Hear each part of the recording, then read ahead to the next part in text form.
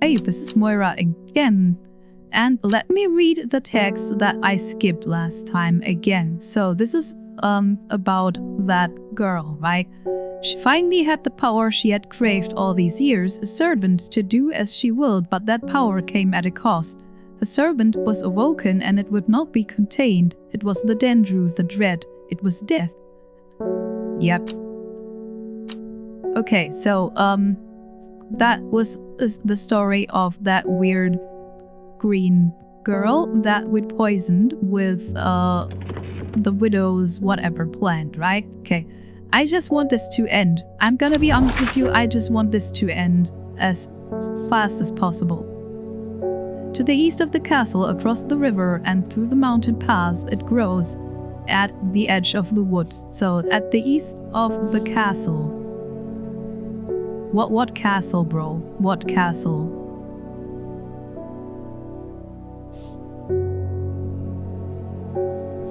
Across the river.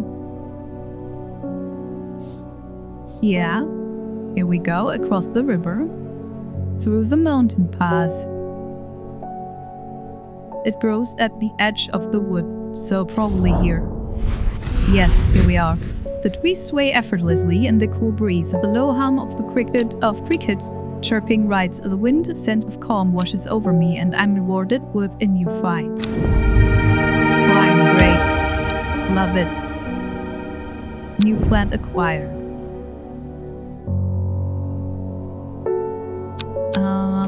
Wait a minute. Let's archive.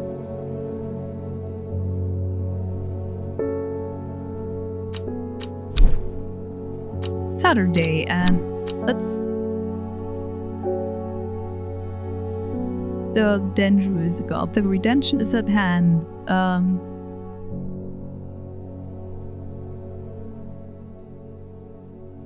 have a task to blah blah. Once the Drew is in town, he knows a blah visit already. Doubt feeling more habit.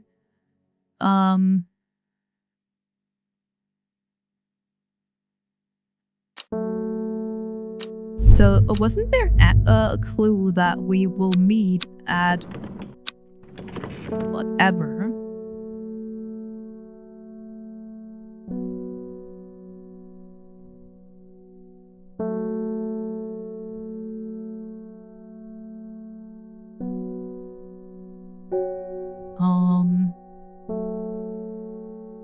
Let's start the day. Verona Green. It's time. The servant is on the move again. Time to act. Meet me at the ritual site. I hope for all our sakes that you've been able to track down all the plants we need.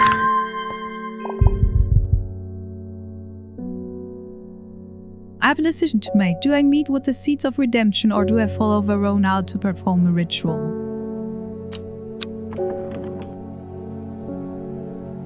So, you know what?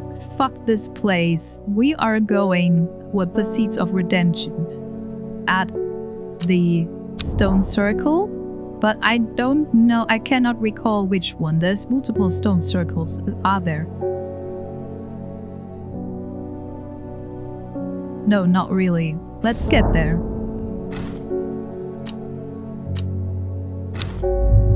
Okay, that's not what we'll... Wait, okay.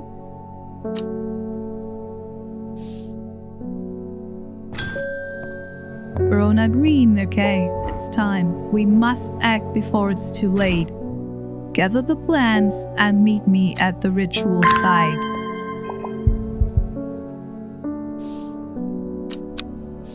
So weren't these guys? How many fucking stone circles are there? Swinside, oh yeah. I remember that one. Fuck this place. When I arrive at the stone circle, Aelford is already waiting for me. Behind him is a group of 5 hooded figures, all bearing the now familiar mark of the Seeds of Redemption. Did you bring the elixir? We only have one chance at this. It has to be now. Yeah, fuck this place. Dendrew's elixir. Here we go. I hand over the bottle of brown liquid and Aelfort snatches at it greedily. The redemption is at hand, my brothers and sisters. Praise the Dendrew. Bring forth the receptacle. A shallow iron bowl is brought forward and placed in front of Aelfort. He mutters some words and pours the brown liquid into the vessel. As he chants softly, a thin tendril of grey smoke begins to ascend slowly at first and then rising with his voice stronger and stronger until it is a whirling vortex 20 feet high. The minutes stretch out as I wait with apprehension for what is to come, but nothing happens. Eventually, Aelfort speaks again. It is done. Now we wait. An hour later.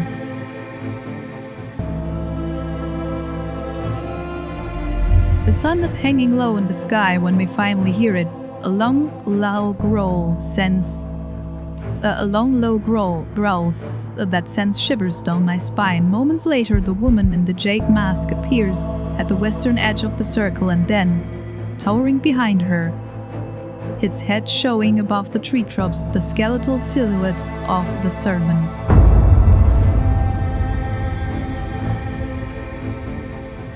That's what it looks like, our new god.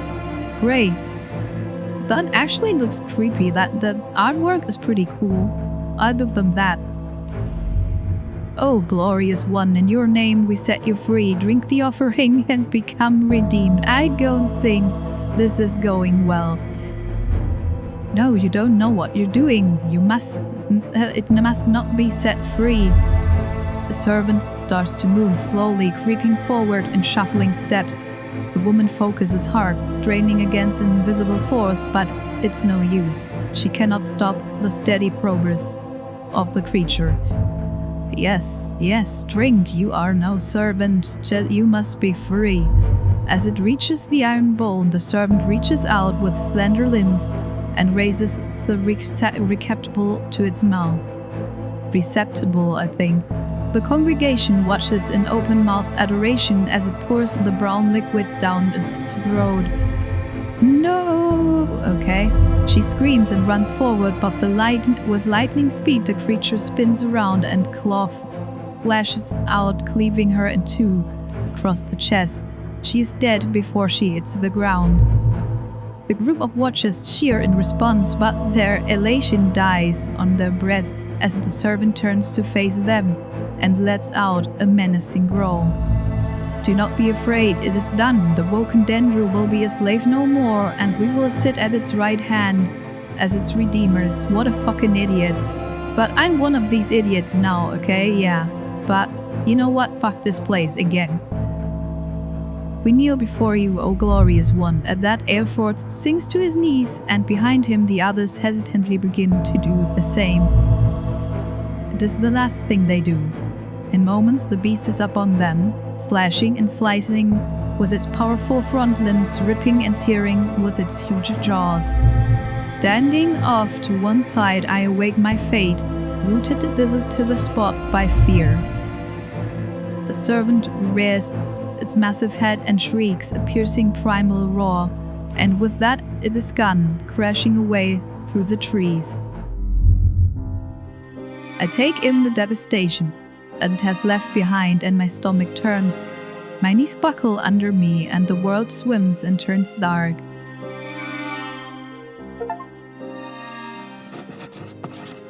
Friday. I have had little time to reflect on the events of the last few weeks. With Ennis Aelfort dead, the surviving members of the Seat of Redemptions have looked to me for leadership. The redemption itself was successful, but Aelfort failed to recognize the imminent danger that Dendrew posed. However, it is striking that I alone was spared by it. I feel it has marked me for some greater purpose that I do not yet understand. News has spread, and while there are some that are wary and envious of our success, including those who I had thought of as friends, many have pledged their support and joined our cause. We make offerings daily to the woken Dendrew. It cannot be stopped. Praise the Dendrew.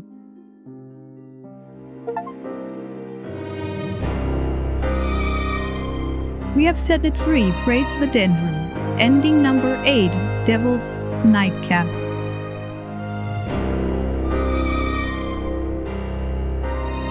So, let's see. Reuben Ward is alive, an investigator, still unaware that the woman in the jade mask is his daughter, Thea.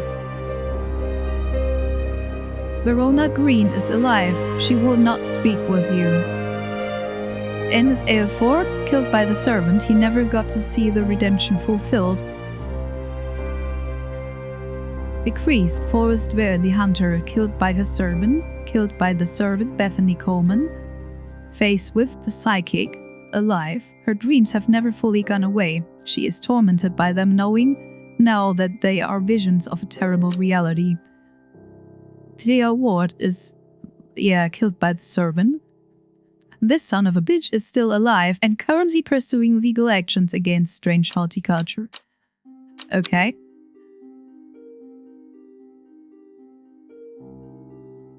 Bad Viking credits. Okay. A game by Rob Duncan and John Duncan.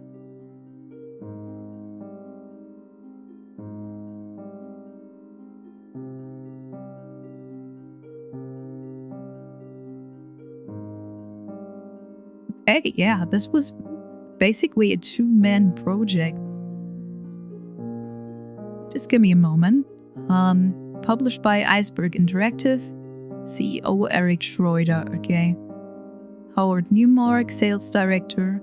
So a very tiny team that developed this game.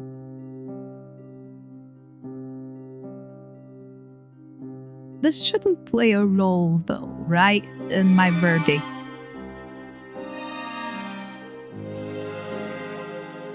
Community manager Eric Deems, okay.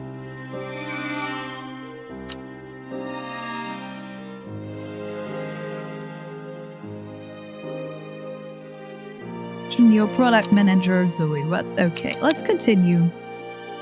I don't care about, like, I don't know, who was doing the foundings. Plants identified, 56 of 77, not too bad. Have you ever heard of the Monastery of the Black Veil? I think it would interest you. I learned of it from a man from Ravenglass. If you're ever in the part of the world, you should ask him about it. He owns the horse show in Main Street.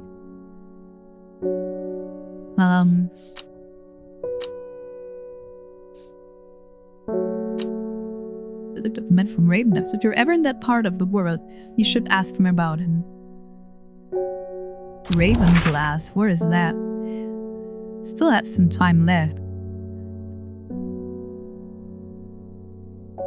There it is, let's talk to this guy. I am met by a man with a thick black beard and kind eyes who is delighted to have found a willing ear to listen to his stories. You won't find the Monastery of the Black Whale marked on any map. They don't want to be found. The monastery was on the edge of a wood. I remember that much. We must have been heading west because I could feel the sun on my face and it was evening. We crossed 2 rivers, then we followed a river for a while. I could hear it to my left as we traveled. They left me here in Ravenglass and I stayed ever since. As I turn to leave, he adds, "Here, if you're serious about going, you'd better have this." Okay. I'm not gonna do that. I'm gonna be honest, I'm sick and tired of this game.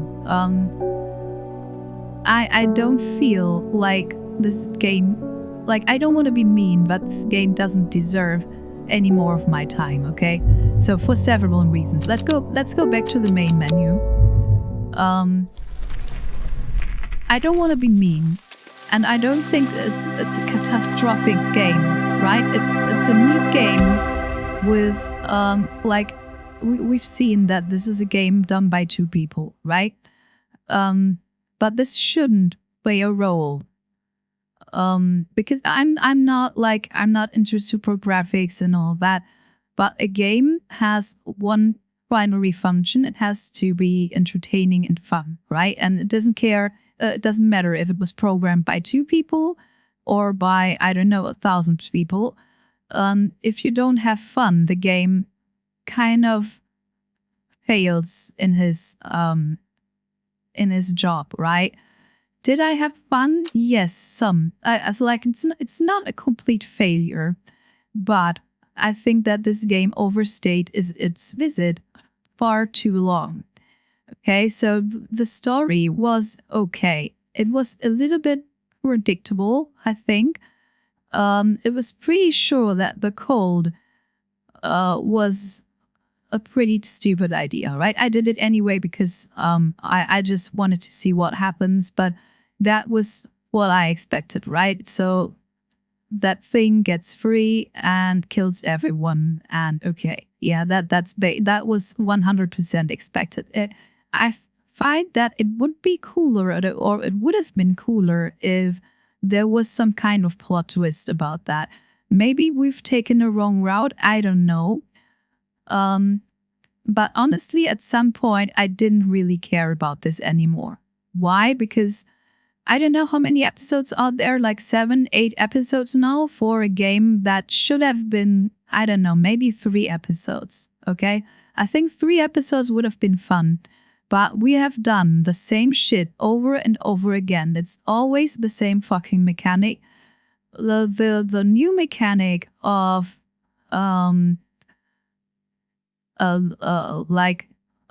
creating potions have been introduced way too late in the game and could have been much more interesting.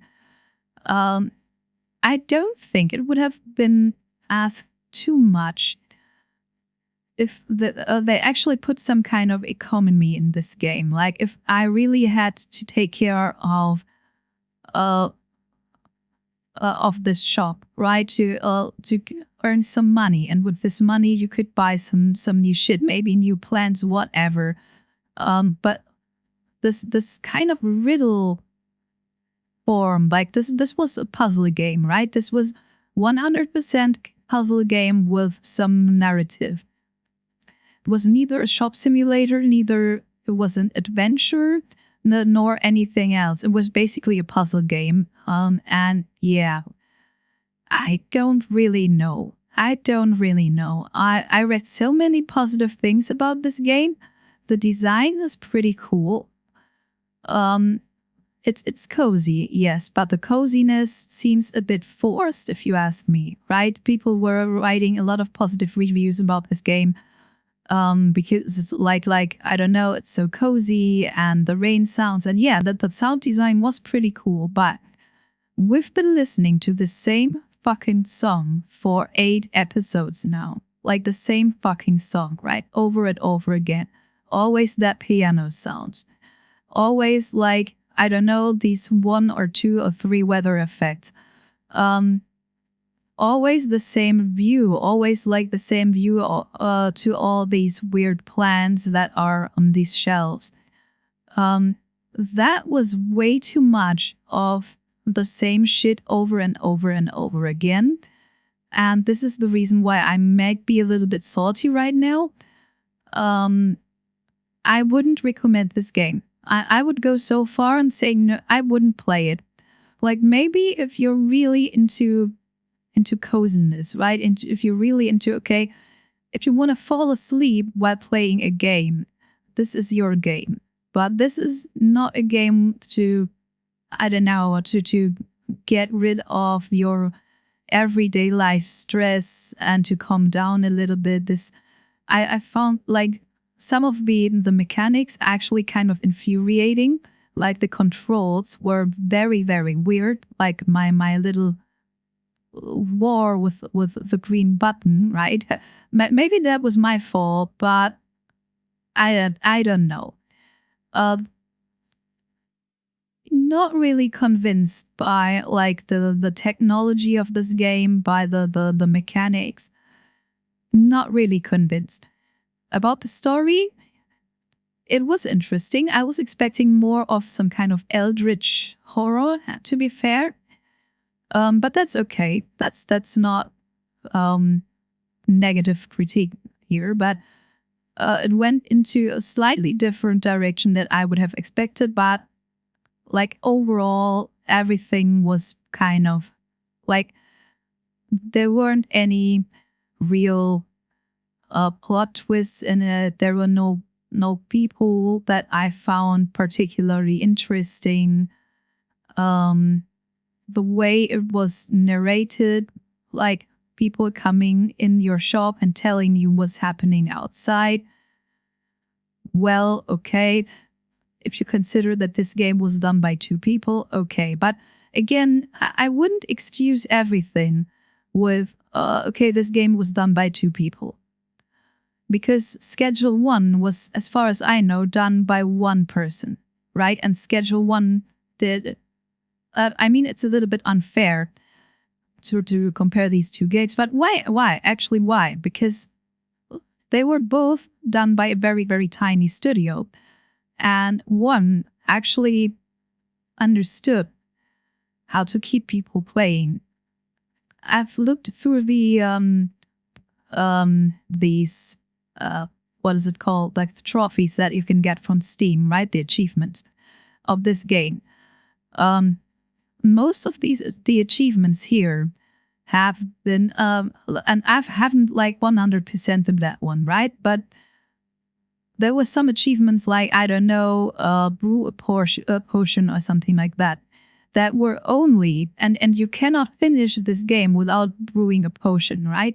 And this has only been reached by 60% or so of the players, which means that 40% of players that began this game didn't get to the point where they had to create a potion. And that's a very bad sign if you think about it, right? So 40% didn't actually finish this game to the point where you could create potions.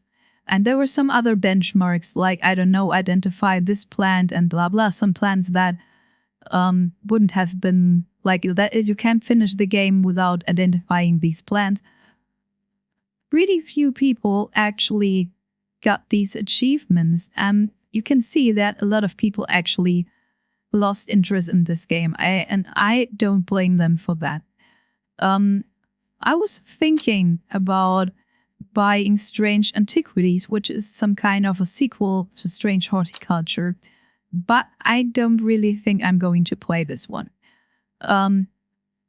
It's just not my kind of game, and I want a little bit more interaction. I want a little bit less like looking around and just finding things. That's just not my jam. I want to manage things. I want things to get a little bit chaotic, to get a little bit hectic at times. Not too hectic, but hectic.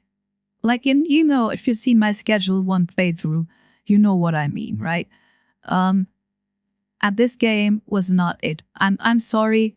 I really wanted to like this game, but I don't know. I would give it like a 4 out of 10 or so. Maybe I'm a little bit too harsh here, but I don't want to play the sequel. I don't want to play like the epilogue because I just couldn't give less fucks about what's happening now.